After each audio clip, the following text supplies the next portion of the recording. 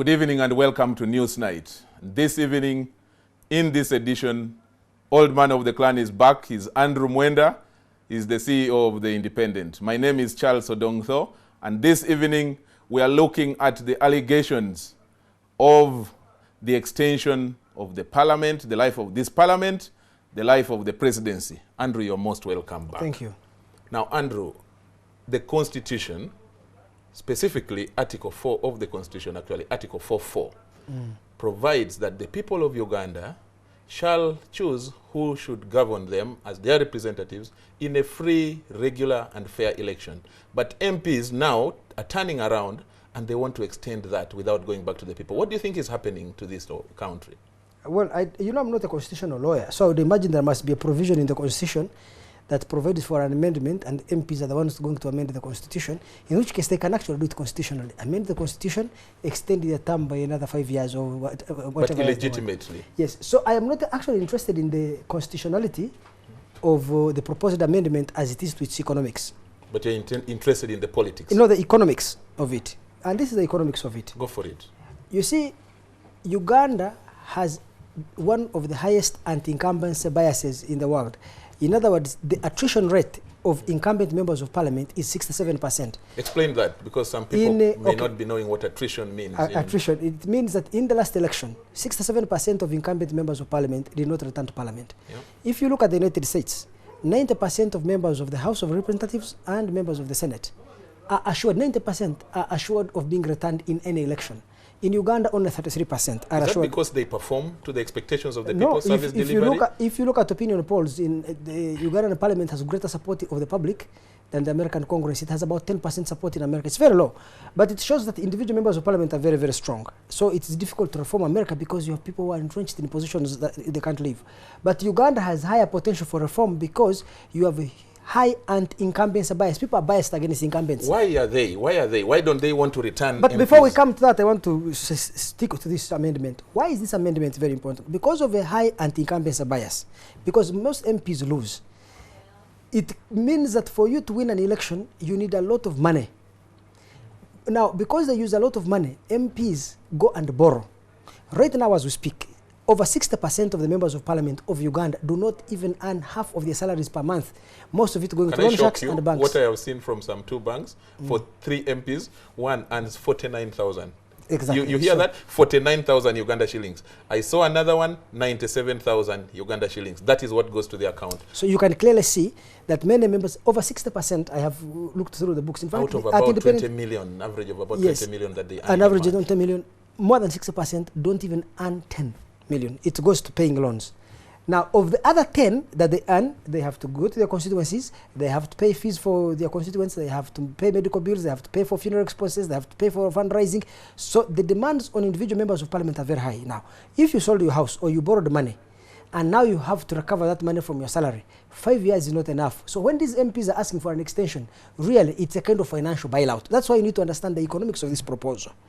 They are finding out so rather than condemn them, actually my interest is to understand how can we restructure our electoral process in order to limit the capacity of the electorate to act as predators on members of parliament. But is it the voters who are acting as predators, or is it what the MPs cause, so that then these people, because it benefits maybe both sides, that every 5 years, or what they want now to do to make it 7, that every 5 years they can come back and you get your salt, you get your sugar, you get your soap from them.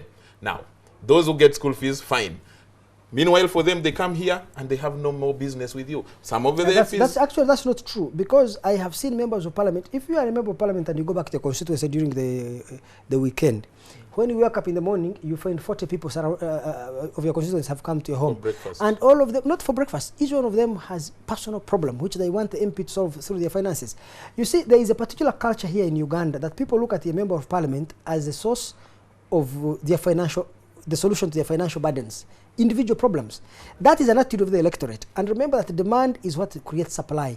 If there was no demand for sugar, soap from politicians would not supply it.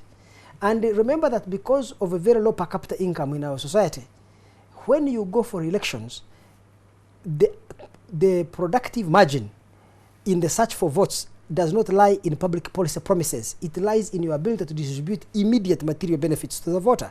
Because just imagine a member of parliament campaigning in Switzerland or Norway.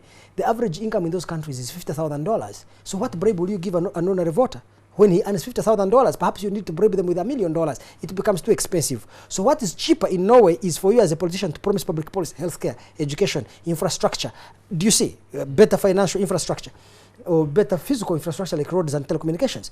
But if you go to look at the profile of a median voter in Uganda, he lives on less than $1 a day, right?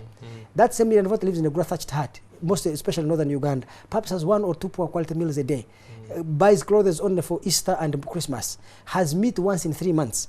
So when you give them a kilo of meat or a bar of soap, it is such a big contribution to their lifestyle that they are willing to trade their vote for that material benefit. So you need to, now, actually, what is the solution to this? Yeah, I think the members of parliament have done a very good thing to say, look, we want to extend our term. Is that true?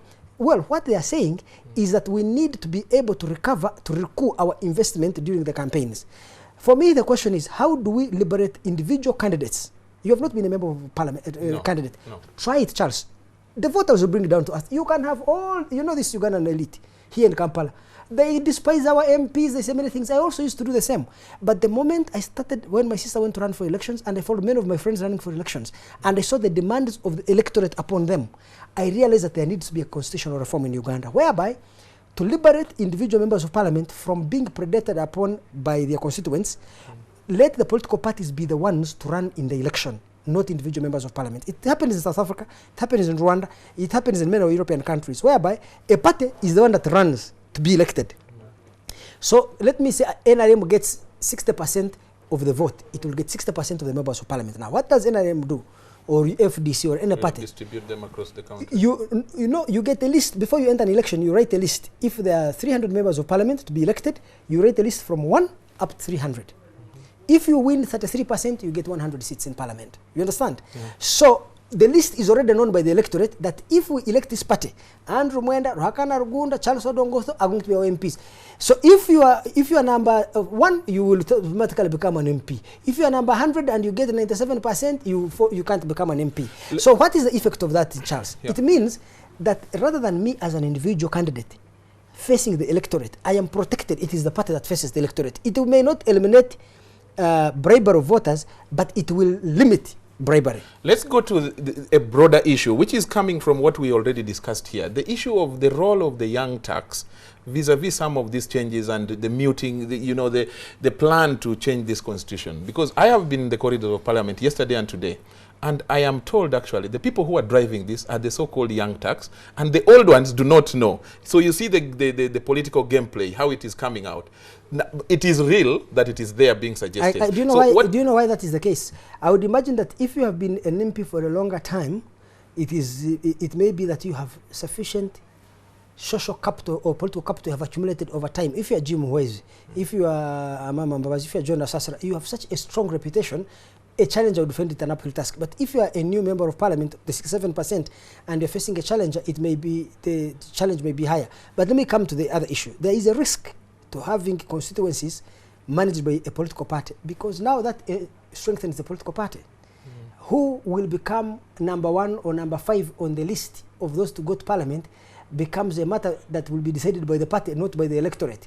So it strengthens the party and can also increase corruption in the party, because now you may need to bribe SEC and NEC members for you to be put as a number 20 so that you have a higher chance. As we come towards the end, what do you think? I always have to ask this question. What do you think would be the place or the position of the opposition in this? Because interestingly, today, I am told the plan is, the strategy is, by the NRM MPs, get an opposition person to be the one, or independent. Like we saw early in the week, an independent MP, I think from somewhere around Mukono, is the one leading it, Engineer Sechitoleko. You know that NRM members of parliament and opposition members of parliament face the same electorate. So they face the same existential threats for their constituencies. In other words, all of them actually need an extension. That is why in this parliament, the only MP who opposed the motion to increase the salaries of MPs immediately after they were elected was Ibrahim Samuju. All the others. Was he genuine? I think so, because he was new and perhaps still idealistic. As he stays in parliament, Semuju will come down to earth. You see, you can never escape reality. He will have to get out of the trees of idealism and come to earth. So, and if he sustains that position, it will be simple, because he can say, for every salary you give me, I will take the old salary, the rest I can give it back to the treasury. He has that option. But isn't he taking the full salary now? Why? Of course he does. So if he felt it was a wrong thing, he could have said, okay, me every month I will sign a check back to the treasury. I don't want this money. Your personal own view as Andrew Mwenda, looking at what our constitutional provision is, looking at our politics is, the commercialization that is coming across the country, what would you think should be the way forward? The way forward, I think, is I am willing to suffer the cost of corruption in political parties and the strength of these political parties by them determining MPs than have this predation on MPs by individual, by the electorate. Why is this one? Is this a lesser evil? Both of them are evils, by the way. True. Why is the party running the election, South African style, a lesser evil? It is because when you decentralize corruption to individual members of parliament, every member of parliament now has to go and bribe voters. It is worse than when you centralize it at the executive level of SEC or NEC to decide who should be the... By the way, talking of the executive, does Museveni benefit from this type of move? If and would he support it quietly or overtly? I don't know, because it's very difficult to understand Museveni's motivations. In this matter, Museveni does not suffer a serious electoral risk. So if you are Museveni, you don't mind going into the elections 2016. The opposition is weak, divided, and incoherent. So Museveni does not face a risk to his job. It is the MPs who face it. So Museveni may be much more open to going into an election with the infrastructure of the state at his disposal. He can easily win. Even in a free and fair election, Museveni has a very high chance of winning. Well, thank you so much. That was Andrew Mwenda on Newsnight. Let me hand you back to the news team with Joel Kamadi and Rachel Arinaitre.